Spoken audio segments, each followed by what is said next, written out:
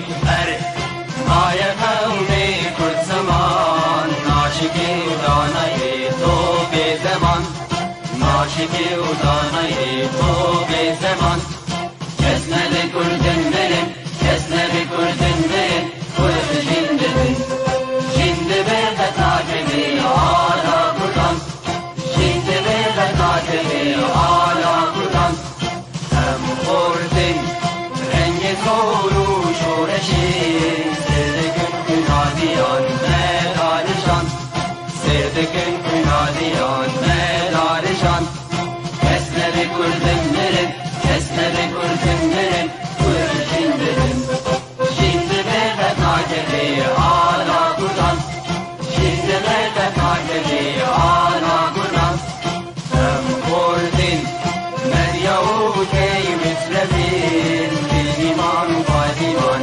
هر اجتماع ایمان و پادیمان کرد و کردستان کس نده کردن نره کس نده کردن نره کرد جنده بن جنده به قطعه آلا کردن جنده به قطعه آلا کردن لاوی کرد را گوی سرفی و شیران بابا خوی نشیدگن تاجی جیهان بابا خوی نشیدگن تاجی جیهان کس نده کردن برن کس نده کردن برن کرد جنده بن جنده به قطعه آلا کردن جنده به قطعه آلا کردن کردنون هر حاضر و آمادنه جان فدانه جان فدا هر جان فدا جان فدانه جان فدا هر جان فدا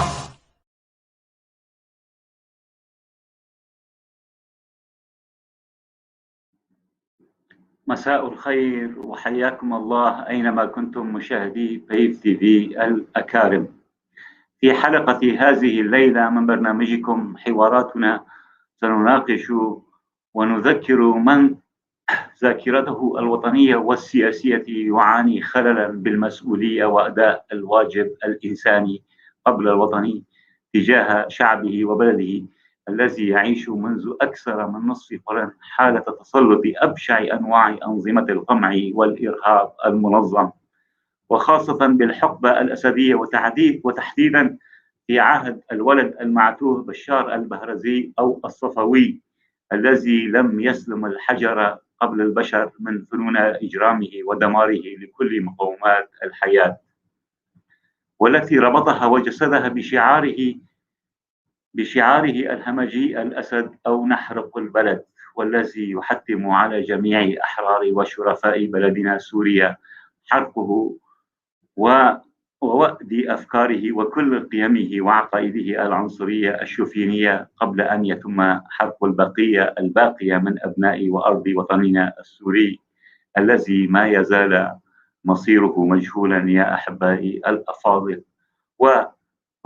وهو ما سنناقشه في ساعة مع الإرهاب المنظم بسوريا مع ضيفينا الكريمين العزيزين الدكتور يحيى العريضي. الدكتور يحيى العريضي وهو شخصية أكاديمية وسياسية سورية معروفة، ويشغل الآن عضو هيئة التفاوض السورية المعارضة، وهو شخصية غنية عن التعريف وعميد كلية الإعلام سابقا. أهلا وسهلا بك دكتور يحيى، نورتنا دائما وأبدا نتشرف بك.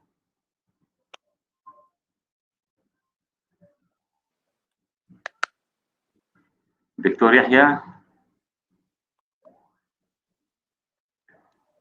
أهلا وسهلا بك، نورتنا دكتور يحيى.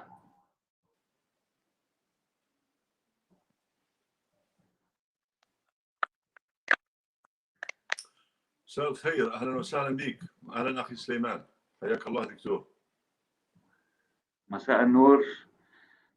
كذلك نرحب بالأستاذ حواس عقيد، وهو شخصية سياسية كردية سورية معروفة، كما إنه عضو مؤسس والقيادي بالهيئة السياسية لحركة الإصلاح الكردي بسوريا، وعضو قيادي بالمجلس الوطني الكردي في سوريا، كمان أهلا وسهلا بك يا أستاذ حواس، نورتنا في برنامج حواراتنا. الصوت أستاذ حواس، صوت من عندك، صوت صامت. شكرا أستاذ سليمان، شكرا لك وللزملاء بكادر بي تي في، كل الكوادر، والشكر أيضا موصول للأستاذ العزيز الدكتور يحيى العريضي. شكرا لك. كما مشاهدينا الكرام، لابد أن ننوه بأنه في كان يفترض أن يكون معنا الدكتور وليد شيخو، ولكنه اعتذر لظرف صحي طارئ. نتمنى له الشفاء العاجل للصديق الدكتور وليد شيخو. دكتور يحيى العريضي، أهلا وسهلا بك مرة أخرى. هل تسمعني دكتور يحيى؟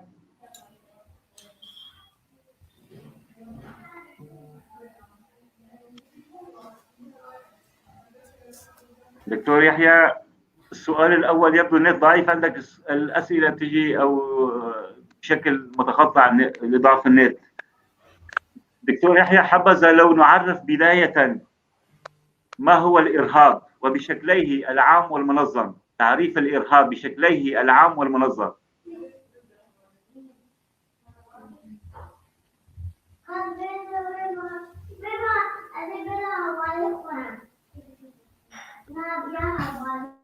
في صوت أطفال.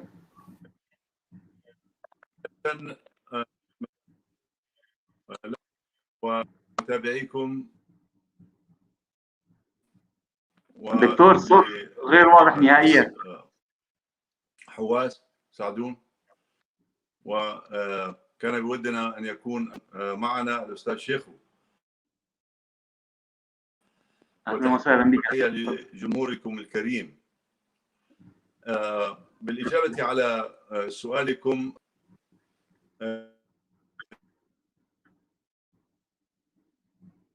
دكتور، صوت غير واضح نهائيا. يمكن القول بأن الإرهاب تعريفا إجرامي يهدف إلى نتيجة مادية وسياسية بالدرجة الأولى.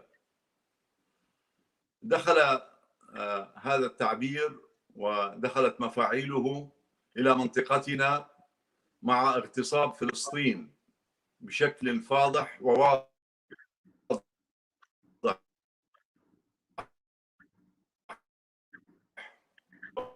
دكتور يحيى، الصوت مو واضح نهائيا عندك. يصنف مخرب أو إرهابي، هكذا كان الاصطلاح.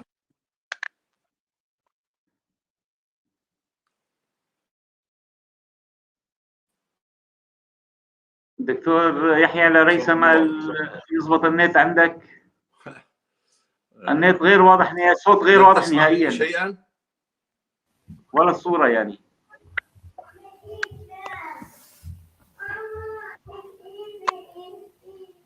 سنعود إلى أستاذ حواس لريثما يضبط النت عندك، لعل الكنترول أو تضبط من عندك النت لريثما يضبط. طيب، دعني أحاول تمام. سنعود إليك دكتور لريثما يضبط النت عندك. أستاذ حواس، أهلا وسهلا بك مرة أخرى. شكرا جزيلا. شكرا. كان السؤال هذا مشترك لكم اثنيناتهم. بداية، حبذا لو نعرف الإرهاب بشكل عام وبشكليه العام والمنظم. تحياتي أستاذ سليمان لك وللسادة المشاهدين والدكتور يحيى، وتمنياتنا بالشفاء العاجل للدكتور وليد أيضا. في الحقيقة مفهوم الإرهاب أو كلمة الإرهاب حتى الآن لا يوجد اتفاق عام حول تعريف مصطلح الإرهاب وأيضا أنواع الإرهاب المنظم التي يتم استخدامه. وفي جميع الأحوال بقناعتي الشخصية هناك ربما حالة يتفق عليها على الأقل عامة الناس ويتفق عليها معظم المنظمات المجتمع المدني، أي عمل يؤدي بشكل ممنهج إلى زرع حالة الخوف أو الرعب لدى المدنيين، هذا هو عمل إرهابي بتقديري الشخصي.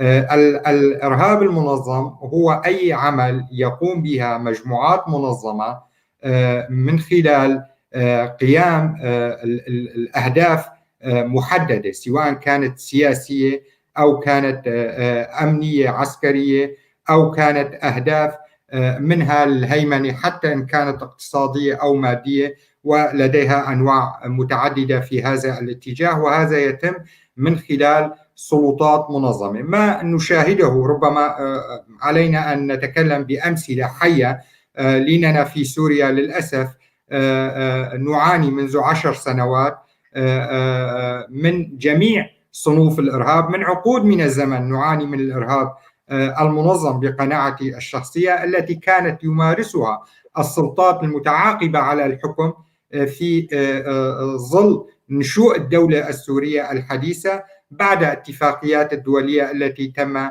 إنشاؤها بشكل أو بآخر. ونعلم مرحلة الانقلابات العسكرية التي مرت فيها سوريا، ونعلم جيدا الإيديولوجيات والسياسات التي تم استخدامها من قبل السلطات الفعلية الحاكمة في سوريا، واستهداف مكونات من مكونات الشعب السوري، وهو بقناعتي الشخصية يصب في خانة الإرهاب المنظم لخلق حالة خوف ورعب بين مكونات المجتمع الواحد. وهذا أدى منذ نشوء الدولة السورية الحديثة لتاريخ اليوم إلى غياب مفهوم أساسي إلا وهو مفهوم الهوية الوطنية السورية، وبالتالي زرع حالة خوف ورعب بين مكونات المجتمع السوري تحديدا. منذ 10 سنوات إن تكلمنا عن موضوع الإرهاب، في الحقيقة يشاهد مساحات جغرافية شاسعة من الأراضي السورية شاهدت انتشار لتنظيمات إرهابية، منها من تم تصنيفها وتم الاتفاق دوليا على تصنيفها كمنظمات إرهابية، لأن لديها إيديولوجيات واضحة، ومن ضمن منهجية هذه الإيديولوجيات ممارسة الخوف والرعب على الأناس المدنيين وعلى الطرف المختلف الآخر للوصول إلى سلطة أو نوع من الإدارة في مناطق محددة أو في جغرافيا محددة لممارسة السلطة. ولدينا الأهم من هذه المنظمات الإرهابية بقناعتي أيضا الإرهاب المنظم التي تم استخدامه من قبل النظام، وذلك باعتماد على آلة التدمير والقتل والتجويع بشتى الوسائل لكل السوريين، حتى مارس الإرهاب بمجال المعيش اليومي لدى الناس، زرع حالة من الرعب والخوف لحصول الناس على رغيف الخبز، وهذا أيضا نوع آخر من الإرهاب المنظم، بالإضافة لآلة القمع التي رأيناها جميعا ولم تسلم. أكثر من 60% من البنية التحتية لسوريا تم تدميرها، إما من خلاله مباشرة أو من خلال الميليشيات التابعة لهذا النظام أو الميليشيات الطائفية التي تم جلبها من خلال هذا النظام، وأيضا من خلال عناصر كانوا متهمين بجرائم وعليهم قضايا جنائية، تم إطلاق سراحهم لضمهم إلى منظمات إرهابية وممارسة الإرهاب في الطرف الآخر، لإعطاء ذريعة ولإعطاء رسائل للسوريين أولا ومن ثم للخارج البديل الآخر عن إرهابي هو إرهاب تلك المنظمات. فبالتالي بقناعتي حتى الآن لا يوجد اتفاق، إن تكلمنا عن اتفاق دولي بمفهوم الإرهاب أو تعريف الإرهاب الصريح، ولكن بقناعتي الشخصية على الواقع، انطلاقا من واقع سوريا، انطلاقا من واقع ما نعيشه منذ 10 سنوات كثورة ومنذ عقود من الزمن ككرد تحديدا، نحن نعاني من إرهاب منظم يتم ممارسته من قبل النظام الموجود على رأسه. ونحن أستاذ حواس انتصرنا على إرهاب النت بقطع التواصل مع الدكتور يحيى، قد عاد الدكتور يحيى. انتصرنا على إرهاب قطع النت، وعقبال ما ننتصر على إرهاب النظام والمعارضات الإجرامية في سوريا. دكتور أهلا وسهلا بك مرة أخرى دكتور يحيى. أهلا وسهلا. مسموع الصوت الآن إن شاء الله؟ تماما، صوت واضح تماما. دكتور يحيى، الإرهاب لحد الآن ليس هناك تعريف عالمي له كما قال الأستاذ حواس، وكما تؤكده كافة الوثائق أو الأساليب الإرهابية التي تمارس في سوريا، أنه لا تعريف لحد الآن للإرهاب. برأيك الإرهاب السوري ما تعريفه؟ ليس هناك إرهاب سوري. تحية لك بداية والأخ حواس ولمتابعين. أقصد إرهاب دكتور، أقصد إرهاب النظام السوري والمنظمات الإجرامية الأخرى. تماما، أقصد أنك ربما تقصد إرهاب منظومة الاستبداد والإرهاب بعض العصابات. على أي حال الإرهاب أعتقد يمكن أن نعرفه بأنه فعل عنفي إجرامي يهدف لإنجاز مادي وسياسي بالدرجة الأولى. هذه الفكرة أو هذه العبارة أو هذا التوجه انتشر عمليا لتبرير اغتصاب فلسطين. بداية بدأ هناك، لأن كل من يعترض على ذلك الاحتلال الصهيوني واغتصاب فلسطين اعتبر مخربا أو إرهابيا. هكذا كانت الأمور بالنسبة لهم. يقولون المخربون الفلسطينيون الإرهابيون الفلسطينيون، وتساعدهم عمليا آلة إعلامية جهنمية أبرية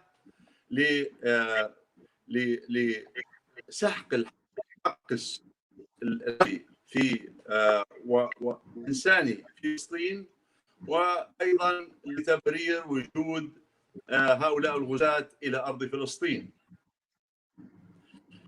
وكذلك الأمر بالنسبة للكردستان في الأجزاء الأخرى دكتور يحيى. كذلك الأمر بالنسبة للكرد في الأجزاء الكردستانية الأخرى. مورس الإرهاب كما مورس على الفلسطينيين، وأفظع من الفلسطينيين مورس الإرهاب بحق شعبنا الكردي للتنويه.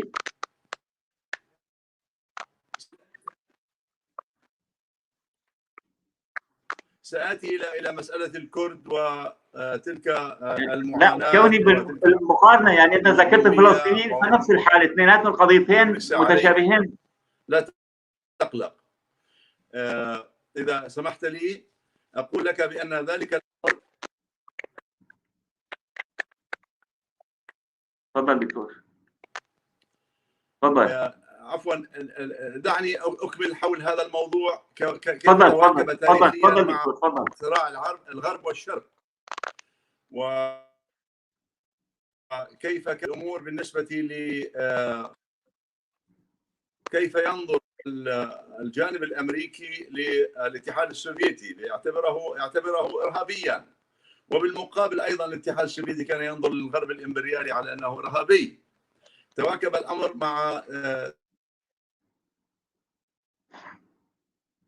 مع ذلك الموضوع، وعمليا تفشى هذا الأمر في العالم، مقاربة الحكم بشكل عام. ويمكن أن نقول بأنه تفشى لدى الدكتاتوريات. فالدكتاتوريات الموجودة في مختلف أصقاع الأرض، كانت في سوريا أو في دول أخرى، عندما يعارضها جهة معينة لها، فعمليا تلك التهمة أو ذلك العبارة جاهزة، لأن من يقاوم الاستبداد يعتبر إرهابي بشكل أوتوماتيكي. من حقه كالحالة الكردية أيضا يسمى أن أبشع أنواع الإرهاب هو الإرهاب المنظم، عندما تتحول بكليتها إلى منظومة إرهابية. بمعنى آخر، بنت على مدار عقود من الزمن على حالة المواجهة، بينما الشعب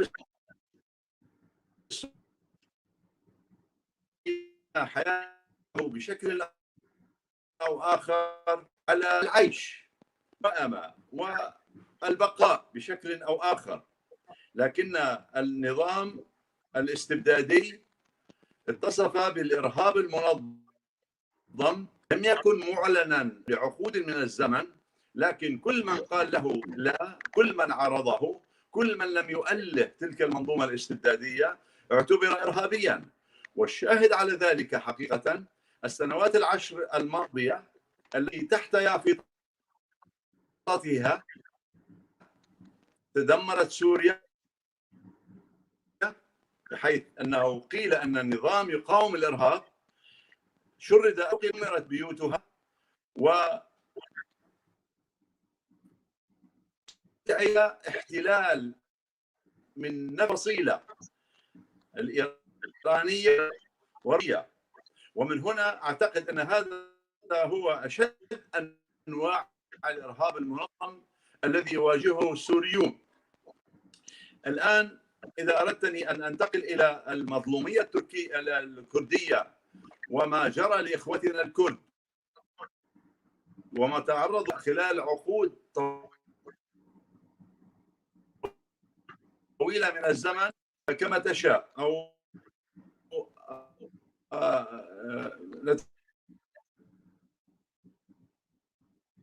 الصوت أيضا غير واضح نهائيا دكتور يحيى، ما بعرف شو القصة، يعني صفقنا أنه انتصرنا على إرهاب النت عندك، ولكن يبدو لا زال الإرهاب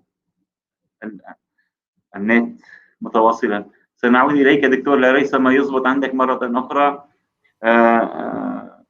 أستاذ حواس، الإرهاب المنظم في سوريا كما يقول الدكتور يحيى بدأ مع النظام الأسدي، ولكن رافق ذلك أيضا لدى المنظمات المعارضة، المنظمات سواء العسكرية أو حتى السياسية. يعني أستاذ حواس، يعني المعارضة ما يعرف أو ما يسموه أنفسهم بالجيش الحر، وهم أبعد إلى الحرية. إجرامهم يؤكد أنهم إرهابيون قبل أن يكونوا أحرارا، وسوريا بريئة منهم.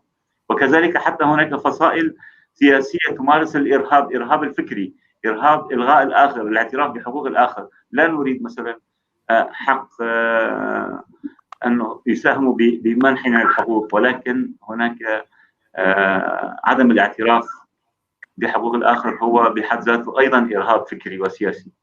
هل توافقني أستاذ حواس؟ أستاذ سليمان، يعني حكينا في البداية هناك أنواع للإرهاب، لا شك هناك إرهاب سياسي، هناك إرهاب منظم من قبل الدولة، وهناك إرهاب مدني، وهناك إرهاب غير سياسي، وهذا كلها مرتبط بوقائع موجودة في سوريا. عندما ننظر إلى الخارطة الجغرافية والواقع الجغرافي بسوريا سوف نرى جميع أنواع هذه الإرهاب موجودة بشكل أو بآخر، موجودة بسوريا، سواء كان الإرهاب السياسي أو الإرهاب الفكري أو الإرهاب المدني أو الإرهاب. وهذا بقناعتي ليست وليدة 10 سنوات أخيرة، وإنما هي كانت موجودة، ربما لم يشعر فيها الآخرون، وإنما بالنسبة لنا ككرد تحديدا كانت هناك ممارسة فعلية، ممارسة إرهاب مدني موجود، ممارسة إرهاب سياسي موجود، ممارسة إرهاب دولة موجودة يتم ممارستها على الكرد. وفي 10 سنوات أخيرة كما قلت أصبحنا أمام أشكال متعددة للإرهاب بتسميات متعددة بتسميات مختلفة، ولكن كما قلت في البداية أي عمل هدف منه زعزعة أو زرع نوع من الخوف والذعر لدى الناس المدنيين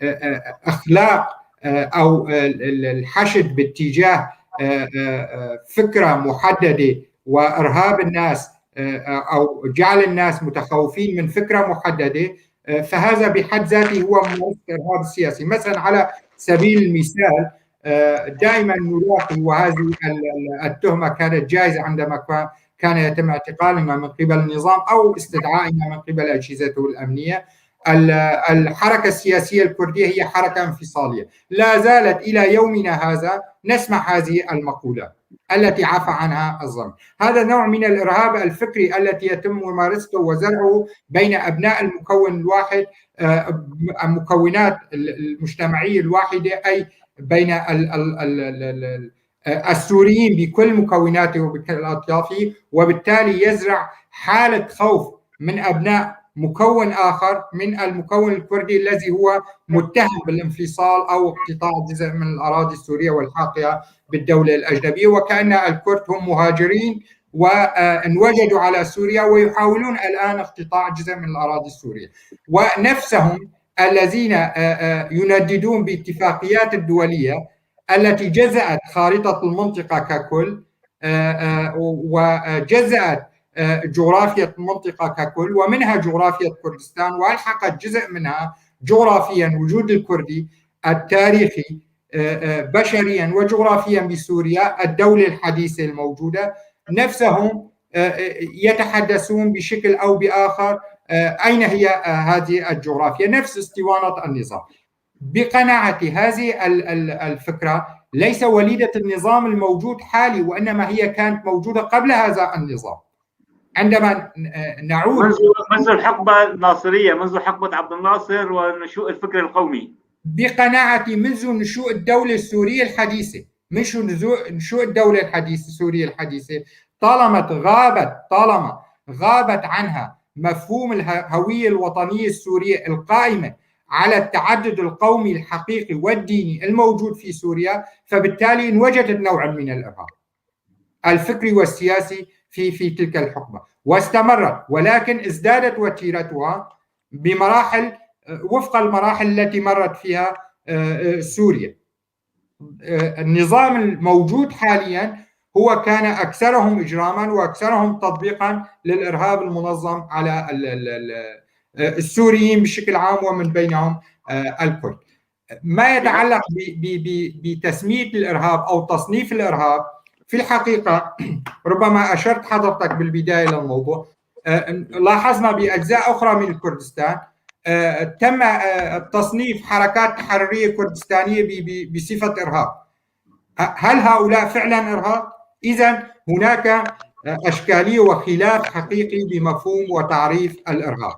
فبالتالي لدينا أشكالية وعدم وجود اتفاق كلي على تعريف المنظمات الإرهابية. الآن المجتمع الدولي بمجلسه الأمن هناك بعض المنظمات مصنفة إرهابيا بسوريا وهي معروفة بالنسبة لنا جميعا.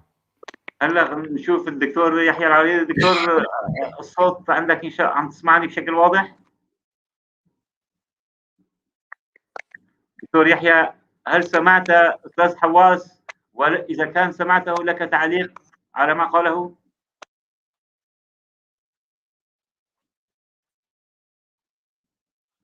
دكتور يحيى؟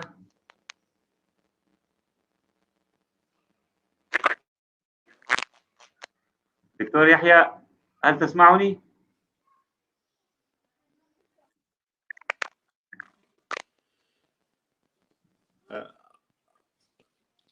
لم أسمع تماما. سمعت هل تسمعني؟ بس أنا صوتك الآن واضح، صوتك واضح، بس ما بعرف الدكتور يعني ذكر أستاذ حواس أنه منذ نشوء الدولة السورية الحديثة بجغرافيتها الراهنة يعني كانت هناك في أشكال من وألوان للإرهاب، ولكن انجلت بشكل واضح بالعشر سنوات الأخيرة. على ما أعتقد هكذا كان قصدك يا أستاذ حواس.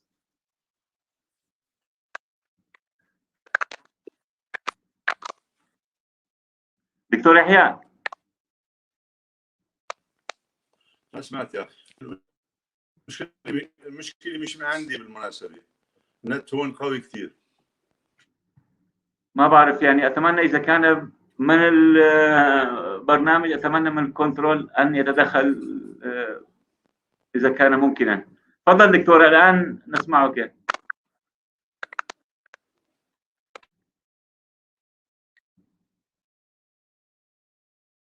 على فكرة دكتور، هي أول مرة يعني صار 6 شهور بهالحلقة، أول مرة بتصير ضعف النت يعني. وهو طبعا ليس من الاستوديو، من عندنا، من عندك بالآن.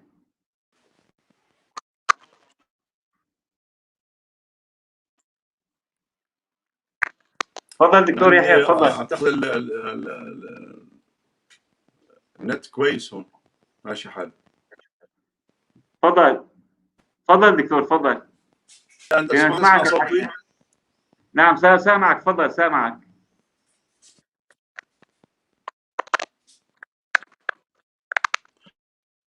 تفضل سامعك دكتور. تمام. هلا الامر اللي بيطلع عن ايش بدي احكي؟ عن الارهاب. سامعني في سوريا. حول ايش؟ شو السؤال؟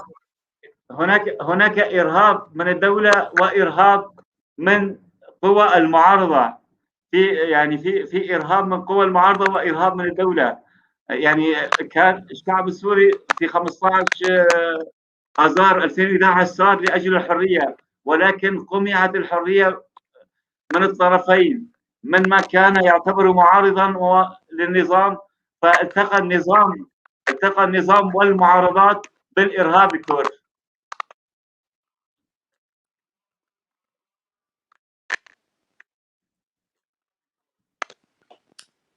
أنا لا أقبل هذا الخطاب أستاذ سليمان. أعتقد أن هذا مش أنا عم بقول دكتور، غالبية الشعب يقول المجرم من الإرهاب، مو أنا رأي الشعب. النظام هذا خطابه بالذات هو، وليس أغلبية الشعب لم تجري إحصاء. إذا سمحت، لم تجري إحصاء وليست المسألة مسألة كل الشعب أو أغلبية. تريد تماما أن يكون مثل أي إنسان طبيعي، مثل أي مؤسسة طبيعية، مثل أي توجه طبيعي، وهي الجهة الفلانية كالجهة الفلانية. فهذا الخطاب لا هذا مش رأي دكتور يحيى، مش رأي الشعب يقول هيك، يقول يعني نحن مختارين.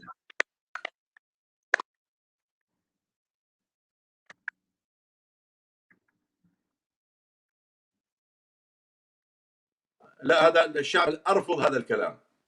إذا كنتوا تسمعوني. تفضل دكتور، نحن نحترم رأيك وأنت ضيف عزيز علينا، ولكن هذا ليس برأي الشعب. غالبية الشارع عم بيقول هيك، يعني ما خلصنا من إجرام النظام حتى. أنا قلت لك هذه المقولة لا أدخل بها، لأن مقولة مغلوطة من الأساس. من يعارض منظومة الأسد الإجرامية ومن يعارض قوى الاحتلال ليس.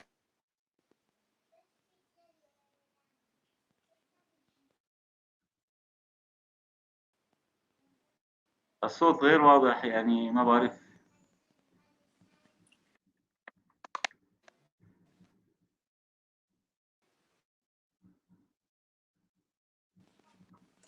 آمل أن يكون الصوت دكتور واضح. يحيى، بصريح العبارة، إذا كنت الآن اجى الصوت، يعني ما كنا سامعين.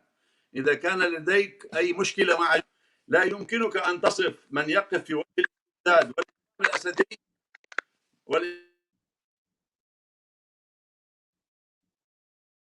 دكتور المسألة مو شخصية، مو أنا كشخص، يعني الشعب السوري يقول رحنا إلى تحت المزراب، يعني هذا السؤال، يعني أنا أقول مو شخصي.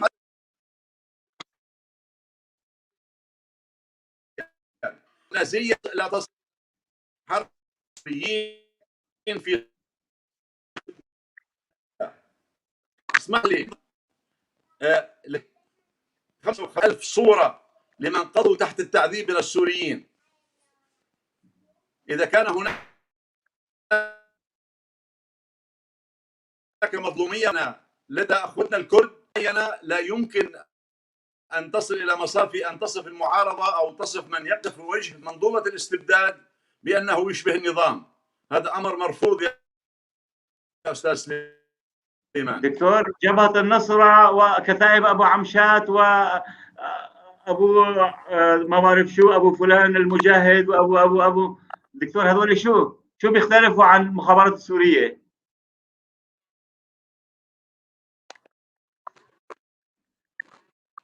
أنا أقول لك من هؤلاء: النصرة، جبهة النصرة، والجولاني،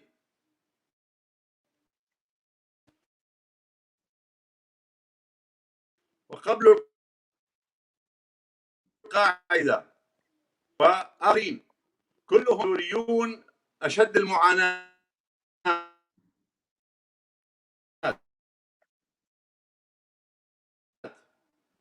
ولا يحسب واقعا على من ثار في وجه منظومة الأسد الاستبدادية.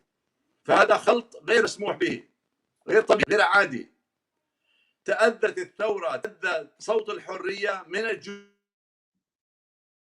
الجولاني ومن جبهة النصرة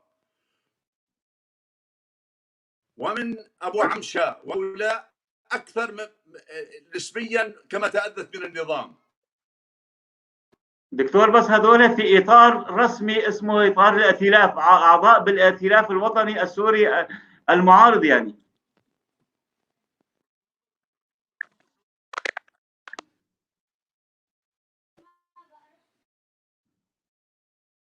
الصوت مو واضح نهائيا، ما بعرف. المشكلة لا أنا والدكتور ما عم نسمع على بعضنا، هذه مشكلة حقيقية.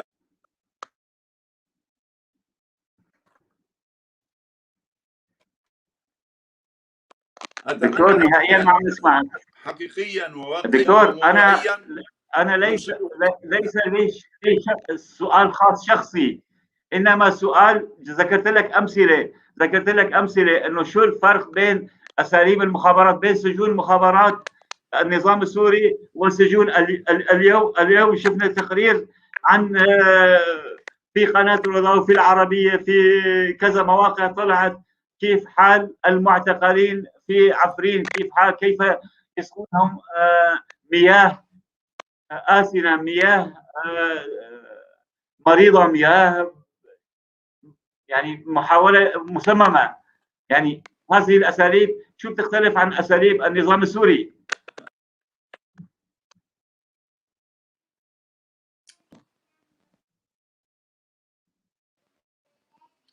اسمع صوت دكتور متقطع، أنا آسف.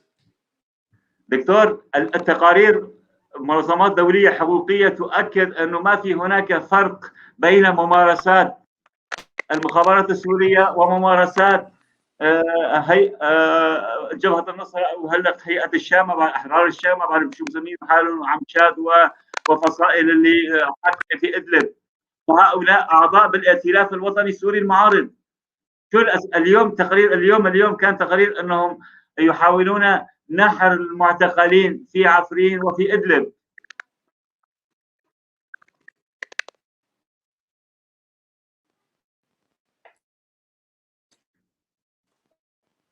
أنا لا أسمعك يا سيد سليمان.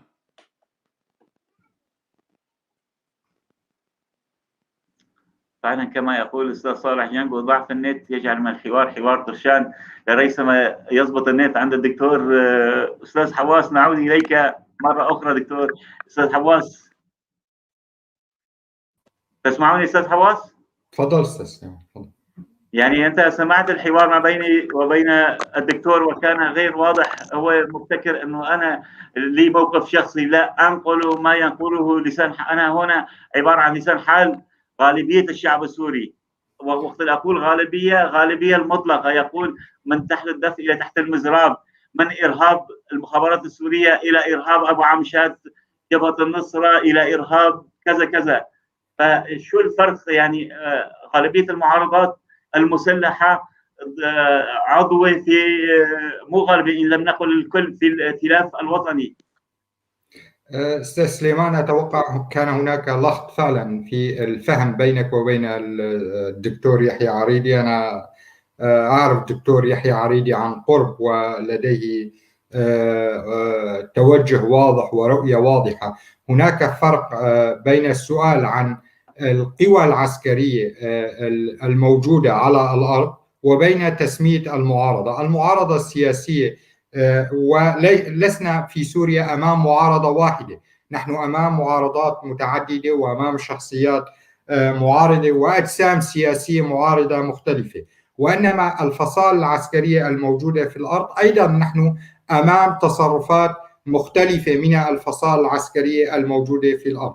وأنا تكلمت في البداية، حاول النظام بشتى الوسائل وأطلق سراح العديد من المجرمين المتهمين بجرائم جنائية بشعة، تم إطلاق سراحهم وتم زجهم بين المنظمات، منها تم تصنيفها كمنظمات إرهابية بقرار دولي واضح، ومنها قاعدة وجبهة النصرة، وسمي لاحقا هيئة تحرير الشام، وتم تكليف أحد الدول العربية وهي المملكة الأردنية الهاشمية بموضوع تصنيف الفصائل أو القوى العسكرية التي هي أعمالها أقرب إلى المنظمات الإرهابية. وبالفعل كان هناك دراسة قدمت من حسب المعلومات المتوفرة لدي في وقتها من قبل المملكة الأردنية الهاشمية للمجلس الأمن ومجموعة القوى الدولية التي كانت تعمل على محاربة الإرهاب، وكان بينها أسماء عدد من الفصائل، ومنها من تم في الحقيقة منها من لم تعد موجودا، ومنها من لا زالت لديها عناصر وهي موجودة على أرض الواقع. وبالتالي أتوقع هذا كان نقطة أشكالي أو نقطة لخط بالنسبة لسؤال حضرتك وبالنسبة لإجابة الدكتور يحيى العريضي. في الحقيقة يجب أن نميز بين الأجسام السياسية أو المعارضات. لدينا عدد اليوم عندما نتكلم عن هيئة التفاوض، هيئة التفاوض يتألف من 7 مكونات سياسية. هذه المكونات السياسية ليس كلها فصائل أو قوى عسكرية. هناك 6 مكونات سياسية موجودة ضمن هيئة التفاوض. لم أقل هيئة التفاوض، قلت هيئة الائتلاف. حتى الائتلاف لديه الائتلاف بضم القوى اللي ذكرتها، إن كانت أبو عمشة وجبهة النصرة وكثيرين، أسماء كثيرة. هؤلاء مين استوعبهم؟ حتى لو النظام أفرج عنه ونعرفهم من نظام إرهابي، ولكن من استوعبهم في حاضنتها؟ قوى الائتلاف، هم الآن أعضاء في الائتلاف السوري المعارض، ولذلك الشعب له موقف من المعارضات كلها تقريبا. ربما حسب المعلومات المتوفرة لدي، وهي معلومة أكثر، مثلا على سبيل المثال أبو عمشة من الناس السيئين جدا، ولديه تصرفات هي معروفة. أعمال التي يقوم بها أبو عمشة هي أعمال إرهابية بحتة وواضحة، ولا يحتاج إلى الكثير من التفسير والتوضيح. أبو عمشة ليس عضوا بالائتلاف، ولكن أبو عمشة لديه فصيل موجود في منطقة عزيزة على قلوبنا جميعا، وهذا الفصيل يتم تمويله بشكل أو بآخر، ويتم فرض الأتوات على الناس المدنيين.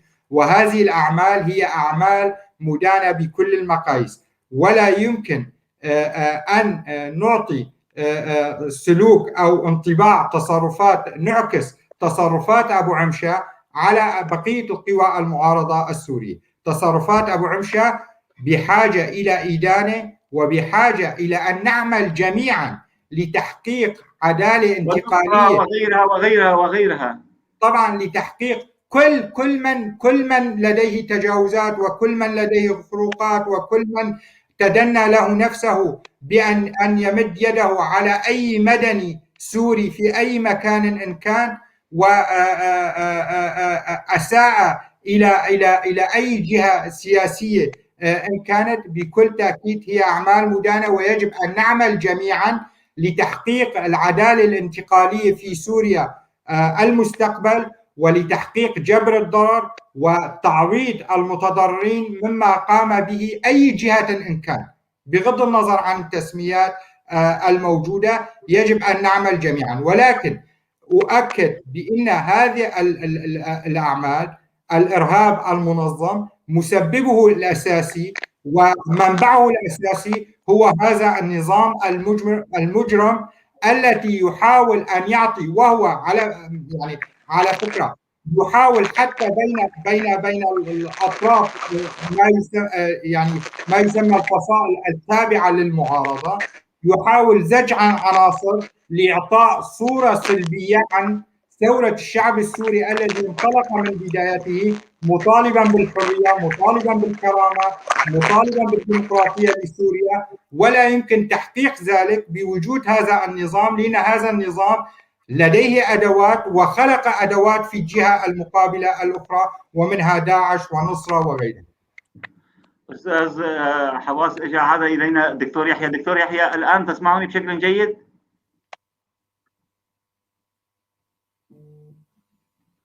دكتور يحيى، أستاذ حواس يقول كل الإرهاب منبعه أو مصبه واحد أو مصدره واحد، وهو النظام. وأنا أضيف النظام ومن يواليه، النظام ومن يواليه من الدول الإقليمية والعالمية كإيران وروسيا والصين وغيرها.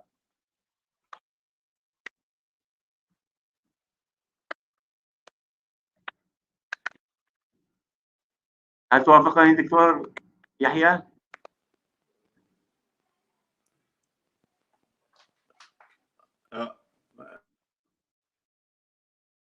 ما هو السؤال دكتور يحيى؟ السؤال أستاذ حواس قال النظام مصدر كل الإرهاب المنظم في سوريا، ونؤكد على ذلك، ولكن الإرهاب والنظام من يحميه ويموله؟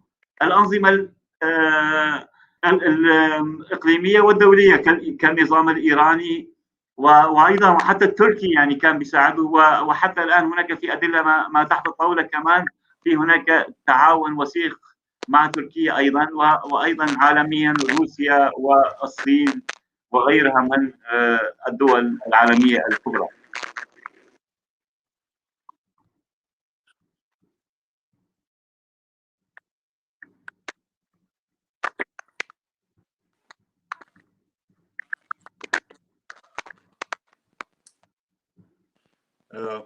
هل تسمعني الآن؟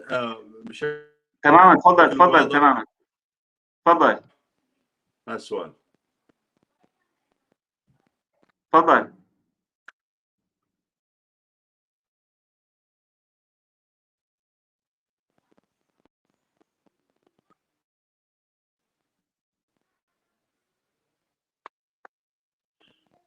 تفضل دكتور يحيى. أعتقد أن المشكلة ليست بالإنترنت عندي، لكن المشكلة هناك، لأن لم يكن بين الصوت والصورة بالتقنيات. بالنسبة لسؤالك حول النظام ومن يدعمه، من يدعم النظام عمليا هو منظومات تشهر. نظام الملالي في إيران هو نظام إرهابي، إرهاب منظم. الشام يعاني كل هذه المعاناة من عام 1979، على مدار 40 عام يعاني من هؤلاء الملالي. على الإيرانيون ملالي فاحتلوا 4 عواصم عربية، وهو من نفس الطينة، وهو توأم سيامي مع منظومة الأسد التي نعاني منها. يشبه تماما النظام الروسي الذي حول الشيشان إلى أرض محروقة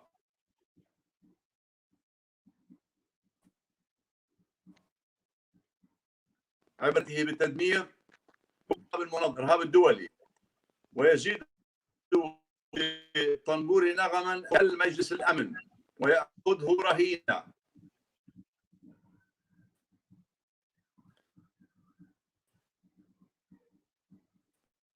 أكمل دكتور، أكمل، تفضل. دولية لهذه لسبب جانب. من جانب آخر أعتقد أن نظاما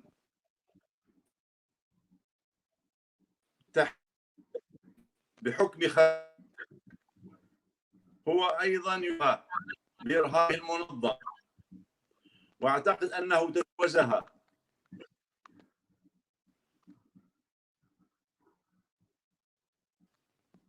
تجاوز تصرف العصرية البقاء في السلطة فني سوريا،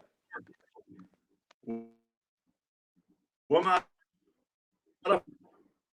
رفع ذلك إلا وهو مدرك تماما بأنها، فهو بنى سياسته أساسا على المواجهة مع الشعب السوري.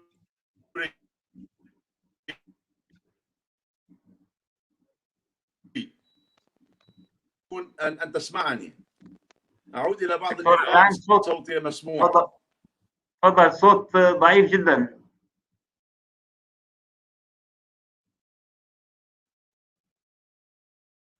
دكتور، يبدو النت اليوم لم يسعفنا به. أخ حواس مجال للتركيز عليها.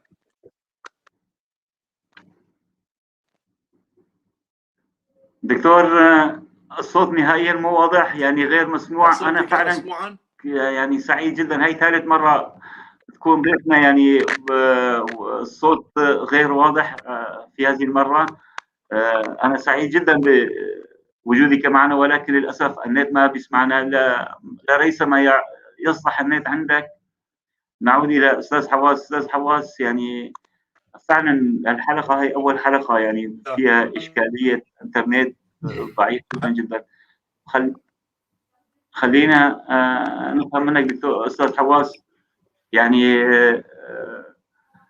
هنا الفصائل، النظام معروف، أنت قلت النظام هم الإرهاب، والدكتور يحيى أضاف أنه روسيا والصين وإيران ومجلس الأمن شركاء في إجرام وإرهاب النظام على الشعب السوري. ولكن المنظمات المعارضة إن كانت عسكرية أو سياسية أيضا إرهابية بحق الشعب السوري عامة، وتحديدا بحق الكرد. أنت حكيت أنه الإرهاب الفكري السياسي حتى الآن الائتلاف اللي أنتم جزء وعضو بالائتلاف الوطني السوري لحد الآن لم يعترف بتغيير، لم يقبل بتغيير اسم الجمهورية العربية السورية إلى الجمهورية السورية، لم يعترف بحقوقها القومية في سوريا، لم يعترف بالنظام الفيدرالي. لحد الآن فصائله العسكرية كافة تمارس أبشع أنواع الإرهاب في المناطق المحتلة. الائتلاف المعارض يساهم المحتل الدولة الإرهابية في العالم، دولة تركيا. دولة تركيا معروفة الإرهاب، سواء في اليونان، في أرمينيا، في كذا.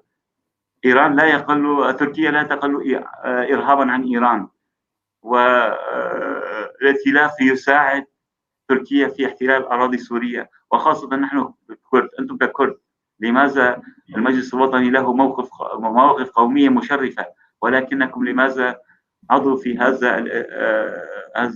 هذه الهيئة المعارضة التي تساند في احتلال أرضنا؟ تفضل. أولا أستاذ سليمان، هناك نقطتين دائما يجب أن نميز بينهما. المجلس الوطني الكردي هو عنوان كان لمؤتمر قومي كردي، وعند تأسيس المجلس الوطني الكردي كان يمثل جميع الأحزاب السياسية، سواء كانت الموجودة الآن ضمن المجلس الوطني الكردي أو التي هي الآن خارج إطار المجلس الوطني الكردي نتيجة تغير المصالح والاستراتيجيات على الأرض الواقع. والمجلس الوطني الكردي لم يدخل ضمن الائتلاف عبثا، وإنما كان هناك وفود، وكان هناك حوارات، وكان هناك اتفاقيات سياسية.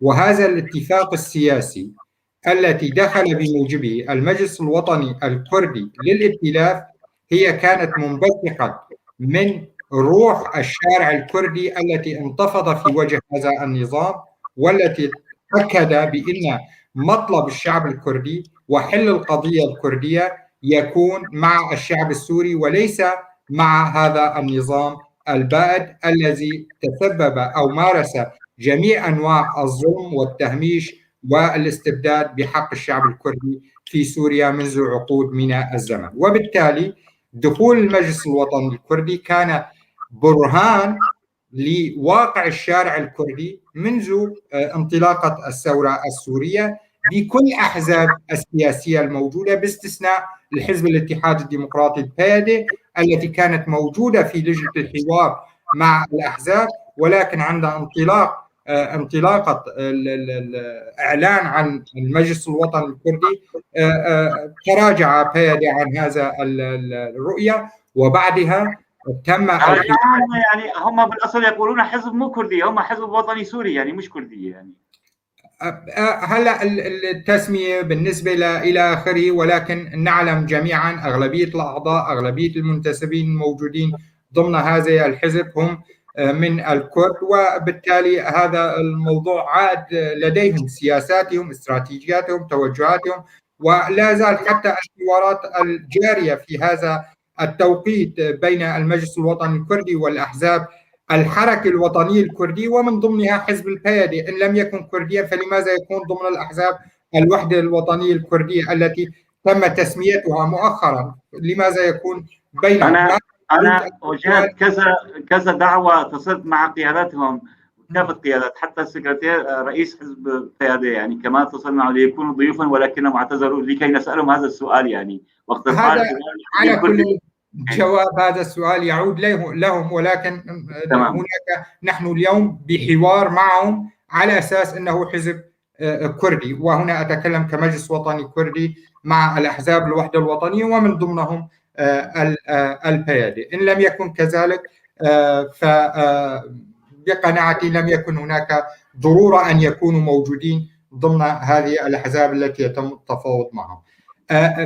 الخلاصة الوجود ضمن الائتلاف هي بموجب وثيقة، وبموجب هذه الوثيقة مؤلفة من 16 بند، وهذه البنود واضحة. هناك خلل في تطبيق هذه البنود، صح، أصبحت هناك خلافات وأشكاليات كبيرة بين المجلس الوطني الكردي وبين الائتلاف بعد دخول تركيا إلى عفرين ومصطحبة مع الفصائل العسكرية. بالمناسبة وهذا واقع وليس مجاملة وليس كلام من السراب، إنما حقيقة. الائتلاف لا يمكن أن يكون له هيمنة على هذه الفصائل، لأن الائتلاف لا يستطيع أن يقدم له شيئا، وهذا حقيقة الأمر. ولكن رئيس الائتلاف يبارك ويذهب إلى عفرين يبارك ويفتخر بأنه في الحقيقة كذا مرة شفنا نصر الحريري.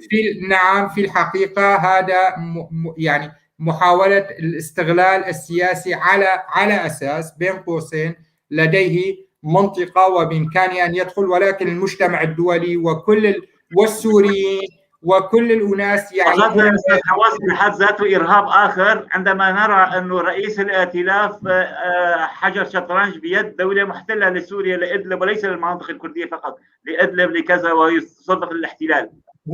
هناك أستاذ سليمان، هناك مشكلة. أنت تعلم في المناطق الشمال هناك حكومتين، حكومة المؤقتة التابعة والتي هو ذراع تنفيذي للائتلاف، حكومة الإنقاذ التي هي تابعة لهيئة التحرير الشام. وهذه المنطقة لا يمكن لا لرئيس الائتلاف ولا لغيره أن يدخل في تلك المنطقة، وهنا أقصد منطقة إدلب وما حول جزء حتى بعض المناطق من ريف حلب أيضا.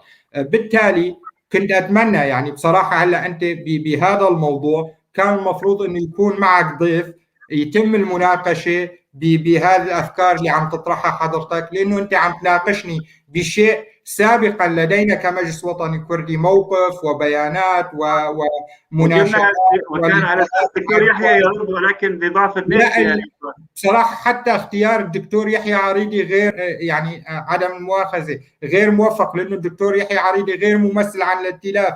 الدكتور يحيى عريضي عضو عن هيئه التفاوض ومستقل، والائتلاف مكون من مكونات هيئة التفاوض السبعة. تماما. إذا في تمثيل يعني، لا إذا في تمثيل يعني لا التمثيل يكون شخص يمثل الجانب، وحتى ضمن الائتلاف هناك ضمن الائتلاف العشرات من المكونات، وليس كل هذه المكونات متفقة. أنا من شيء شهرين تواصلت مع أنس العبدي، للأسف ما رفض يطلع معنا يعني مشان تكون بالصورة يعني. هن وبيادي يرفضون يطلعون معنا للاسف، ما بعرف ليش. على كل أتوقع الحوار السياسي هو مطلوب من كل، وهو أيضا معركة من المعارك يجب أن نخوضها جميعا، وأن نعلي أصواتنا، ولكن يقع على عاتقنا جميعا أن نعمل جاهدين لتحقيق العدالة الانتقالية في سوريا المستقبل، ولمحاسبة كل من تلطخت يده بالدم السوريين، سواء كان من العرب أو من الكرد أو من التركمان أو من السريان آشوريين، من أي مكون من المكونات. في الحقيقة عفرين بالنسبة لنا، إن كان المسلمين القدس لديهم قدس، فعفرين هي قدس بالنسبة لنا. وبالتالي أي فصيل إن كان أو شخص تلطخت يده بدماء أهلنا الموجودين في تلك المنطقة، يجب علينا جميعا أن نعمل على سوريا المستقبل، أن يكون هناك عدالة انتقالية حقيقية لمحاسبة كل مرتكبي جرائم الحرب وتعويض المتضررين وجبر الضرر.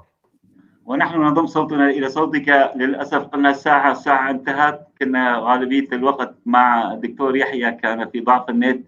إذا كان لديك كلمة أخيرة أو كنت تتمنى أن نسأل سؤال ولم نسألك، يعني الوقت تداركنا، تفضل، لك كل الوقت.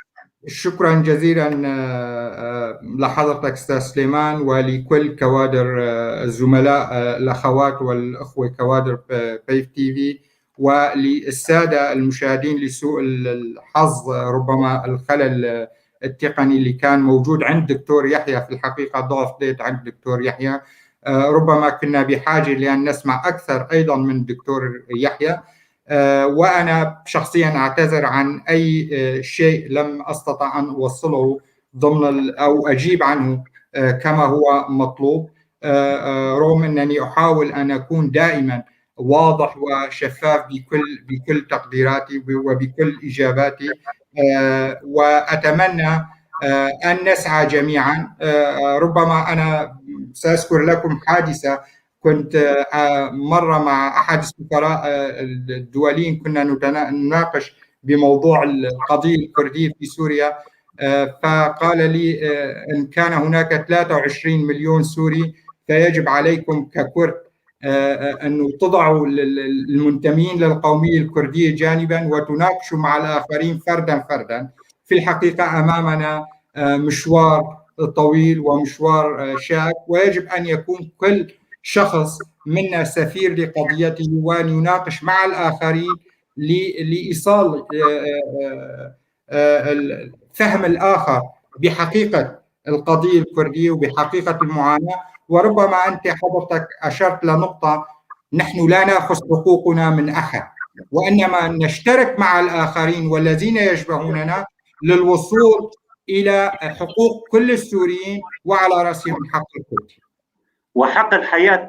أيمتى يعود للسوريين وحق الحياة الحرة الكريمة لكل السوريين. سوريا إلى أين بالأخير برأيك؟ بقناعتي للأسف كما تعلمون في أي دولة عندما يكون هناك صراع تدخل الدول، هذه الدول تسعى للدفع بالعملية السياسية للوصول إلى الحل ولكسب جزء من أصدقائها، سواء كان في السلطة المقبلة أو بعض المصالح الاقتصادية. ولكن على أرض الواقع اليوم سوريا فيها سلطات نفوذ، فيها نفوذ أمريكي، فيها نفوذ تركي، فيها نفوذ إيراني، نفوذ روسي، وفي السماء مفتوح أمام القوى الروسية. وبالتالي بقناعتي الشخصية لا يمكن أن تعود سوريا إلى ما كانت عليه. سوريا ذاهبة باتجاه دولة لا مركزية سياسيا، سوريا ذاهبة باتجاه لا مركزية. شو فيدرالية دكتور؟ نحن لا مركزية، عدة مفاهيم وتعريفات لها. أنا بقناعتي الشخصية لا مركزية سياسية هي أمر واقع، وهذا الأمر الواقع إن السوريين إن لم يقتنعوا بموضوع اللامركزية السياسية، بقناعتي لا يمكن إنقاذ سوريا مما هو عليه حاليا، لأنه نحن أمام قوى دولية موجودة في سوريا، وهي السلطة الحاكمة والآمر الناهي في سوريا بكل المناطق المختلفة، سواء كان بمناطق النظام بجنوب أو بشمال سوريا أو بشمال شرق سوريا. بقناعتي الشخصية يجب أن ننظر باهتمام للقمة المرتقبة بين الرئيسين البوتين وبايدن في 16 شهر الحالي. بقناعتي ربما سيكون بعد هذه القمة وضع آخر أو مشهد آخر، ولا أتصور بأن تعود سوريا إلى ما كانت عليه. سوريا يجب أن تكون لا مركزية سياسية، من دون ذلك لا يمكن أن يكون هناك سوريا موحدة بقناعتي. ونحن نتمنى ذلك. نضم صوتنا إلى صوتك أستاذ حواس عقيد، الأخ والصديق العزيز، نورتنا اليوم. كما كذلك كل الشكر للأخ العزيز الصديق الدكتور يحيى عرضي الذي لضعف النت عنده غاب عنا، لإرهاب النت غاب عنا. نتمنى أن ينتصر في الحلقة، ونعدهم بأن يكون ضيفنا في الأيام القادمة في وضع أفضل بنت أفضل. كما نتمنى الشفاء للصديق الدكتور وليد شيخ والذي كان يفترض أن يكون ضيفنا أيضا. كل الشكر لكم مشاهدي ضيف تي في الأكاديم على متابعتكم، وباسمكم جميعا نشكر من هم وراء الستار بالكنترول: الأستاذ عبد الباقي حسيني رئيس الاتحاد العام للكتاب والصحفيين الكرد في سوريا، الأستاذة الكاتبة والشاعرة الجميلة يسرى زبير. انتظرونا في الخميس القادم. كل الشكر لكم مشاهدي ضيف تي في الكرام. أستاذ حواس ابقى معنا لبعد ما نودع مشاهدينا، وشكر لك. شكرا جزيلا.